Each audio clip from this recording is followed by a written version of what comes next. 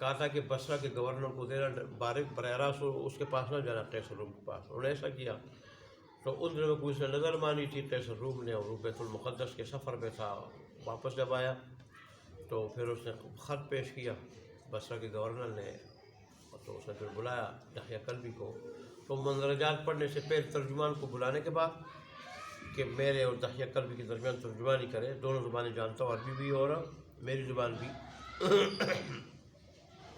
تو مندرجات پڑھنے سے پہلے کہا کہ عرب سے کوئی آیا ہو تو اس کو بلا دو، تاکہ مجھے کوئی باتیں ان سے پوچھنی پڑے تو میں کچھ پوچھ سکوں. ان دنوں میں حضرت سفیان رضی اللہ عنہ کئی مسلمانوں سے غنی ہوئے تھے، وہ کوئی تجارتی سفر پہ تھے، تو ان کو بلایا گیا. بادشاہ نے اکرام کیا، ان کو آگے بٹھایا اور آدمیوں کو پیچھے ان کے بٹھایا، اور پھر اسے سوال جواب کیا. سوال جواب کیا. تو بولے یہ ترجمان والی بات پرانے زمانے سے آ رہی ہے، ممکن ترجمان کے ذریعے گفت و شنید ہوئی ہو. تو انہوں نے کہا تھا قوم کے لوگوں نے کہ ذوالقرنین یاجوج ماجوج بہت زیادہ فساد مچاتے ہیں، بہت زیادہ. یہ آتے ہیں تو قتل و غارت گری کا بازار گرم کرتے ہیں، ہماری فصلوں کو تباہ کر دیتے ہیں، تو بڑا ہمیں تنگ کرتے ہیں، ہمیشہ تنگ ہے. تو اگر آپ کہیں تو ہم آپ کے لیے ٹیکس جمع کریں، ٹیکس ہم جمع کر لیں، وہ یا ٹیکس ہمارے اوپر مقرر کر لیں، جیسے آپ مقرر کرتے ہیں، بہتر سمجھتے ہیں، مقرر کر لیں.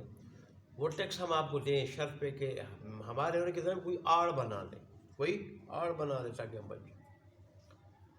تو انہوں نے جیسے آگے آ رہے ہیں، انہوں نے کہا کہ مجھے تو تمہارے ٹیکس کی ضرورت نہیں نہ پیسوں کی، مجھے اللہ نے بہت کچھ دیا ہے، تمہارے پاس جو ہے اسے بہتر دیا ہے، تو اس سے تمہاری افرادی قوت کی ضرورت ہے، افرادی قوت. تم جمع ہو جاؤ اور جو کام تم کرنا چاہتے ہو تو اس کام کرنے میں صرف میرا ہاتھ بٹاؤ، باقی پیسوں کی ضرورت نہیں.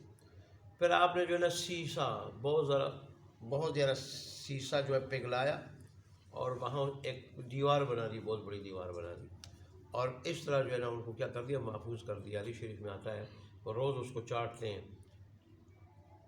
اور یہاں تک کہ جب بالکل معمولی جگہ رہ جاتی ہے کہ اگر معمولی اور اس کو جو ہے وہ چاٹیں یا کھو دیں تو وہ سوراخ اس میں ہو جائے، وہ ادھر آ جائیں، وہ کہتے ہیں کہ کل کریں گے، اور انشاءاللہ کہنا بھول جاتے ہیں. اور اس طرح جب صبح آتے ہیں تو پھر وہ اسی طرح دیوار اسی طرح ہوتی ہے. کہتے ہیں کہ جب قرب قیامت میں اس طرح وہ کریں گے کہ جو تھوڑی سی جگہ رہے گی، تھوڑی سی جگہ رہے گی، اس کو چھوڑیں گے تو انشاءاللہ کہہ دیں گے. پھر اگلے دن جب آئیں گے تو جگہ اتنی ہوگی، پھر بڑی نہیں ہوگی، تو پھر سوراخ کر دیں گے، آ جائیں گے. تو پھر تو قرآن کہتا ہے کہ وہ پھر کوئی پہاڑ، کوئی ٹیلا، کوئی اونچی نیچی جگہ کوئی ان سے نہیں رہے گی، اور وہ جو ہے اس میں پھیل جائیں گے اور فساد اور تباہی مچائیں گے.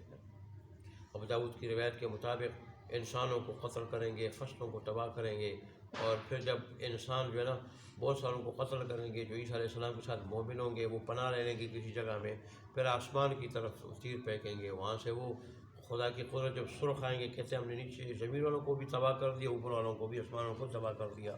پھر عیسیٰ علیہ السلام کی دعا سے اللہ ایک وبائی مرض بھیجے گا، اس سے وہ ختم ہو جائیں گے سارے کے سارے، کوئی ان کے مقابلے کا نہیں ہوگا، ختم ہو جائیں گے. اور پھر بارش ہوگی تو بارش کی وجہ سے ان کی جو لاشیں وہ بہہ پڑیں گی اور بدبو ختم ہو جائے گی، یا کوئی پرندے ہوں گے ان کو لاشوں کو اٹھا کے لے جائیں گے، بدبو ختم کرنے کے لیے بارش ہوگی، تو پانی کو جو کیا کر دیں گے، ختم کر لیں گے کھینچ کے. اور وجہ یہ ہے کہ انسان کے مقابلے میں بہت زیادہ، ایک طرف سے ایک انسان اور دوسری طرف سے یاجوج ماجوج 999 ایک کم ہزار، تقریباً ہزار ہی کہہ لیں، ایک طرف ہزار اور ایک طرف ایک ہو تو 1000 کا کیا مقابلہ کرے گا، اتنے زیادہ ہوں گے وہ.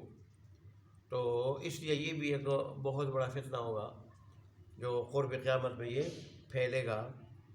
جیسے علماء نے 8-10 بڑی بڑی نشانیاں ذکر کی ہیں کہ جو بالکل قیامت کے بالکل قریب ہو ظاہر ہوں گی.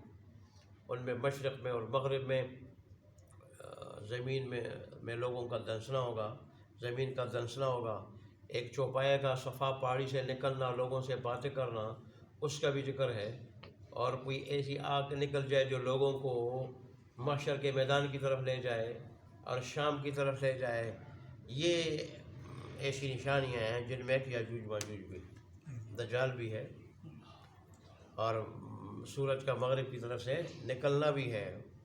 تو بہرحال یہ کچھ تفصیل تھی، آگے پھر اور باتیں آ رہی ہے، تفصیل آ رہی ہے، تو انشاءاللہ وہ پھر کل ذکر کریں گے. آج ان کا یہ جو دوسرا اور تیسرا سفر تھا اس کا اور تھوڑا بہت اس کے بارے میں جو تھا وہ میں نے ذکر کر دیا.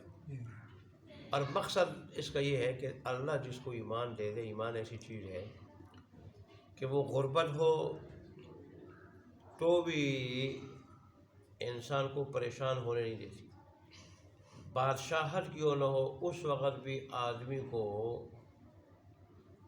غافل ہونے، ڈگمگانے، ناشکر ہونے نہیں دیتی، اللہ سے غافل ہونے نہیں دیتی. کامل ایمان ایسی چیز، کامل ایمان ایسی چیز.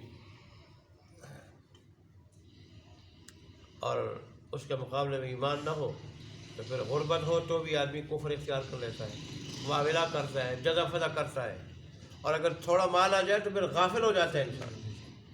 کامل ایمان ایسی چیز ہے کسی حالت میں انسان کو اللہ سے غافل ہونے دیتی نہیں. اللہ میں کامل ایمان نصیب فرمائے. یہ قرآن آیا ہے ایمان کو کامل کرنے کے لیے، کامل بنانے کے لیے. دین آیا ہے کامل بنا. یہ کوئی قرآن کے پاس آیا، دین اسلام کے پاس آیا تو ایمان کامل بنے نا. کوئی اس طرف دیکھے نا کہ بیدارے پہ دنیا کے پجاری ہوں گے، رب کے باغی ہوں گے، نافرمان، اور غافل ہوں گے. غافل کہ غافل کی سزا ہوگی، سزا ہوگی، جہنم ہوگی. اللہ کہے گا میں نے دنیا میں بھیجا تھا ذکر کرنے کے لیے، اور میں تجھے کہا تھا کہ فاذکرونی اذکرکم، مجھے یاد کرو میں تمہیں یاد کروں گا.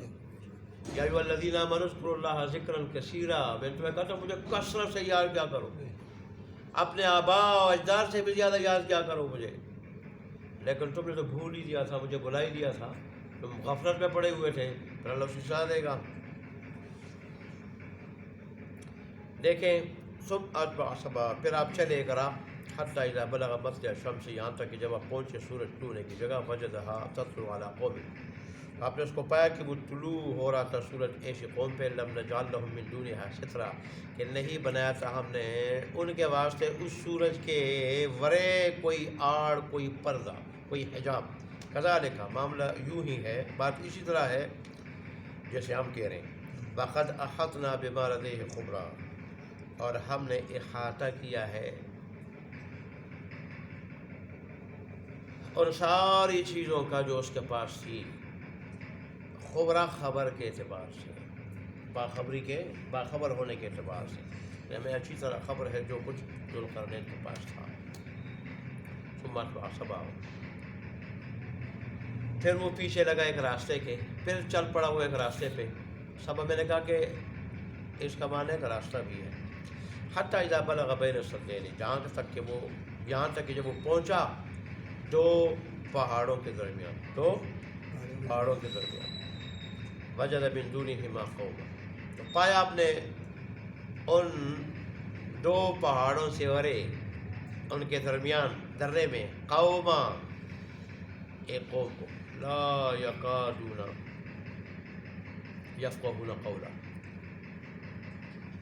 قریب نہ تھا کہ وہ کسی بات کو سمجھتے. قالوا، کہا انہوں نے، یا ذوالقرنین، اے ذوالقرنین، ان یاجوج و ماجوج مفسدون فی الارض، بے شک یاجوج و ماجوج زمین میں فساد مچاتے ہیں. فہل نجعل لک خرجا، کیا ہم آپ کے لیے کوئی ٹیکس مقرر کر لیں، کوئی خراج اور ٹیکس مقرر کر لیں.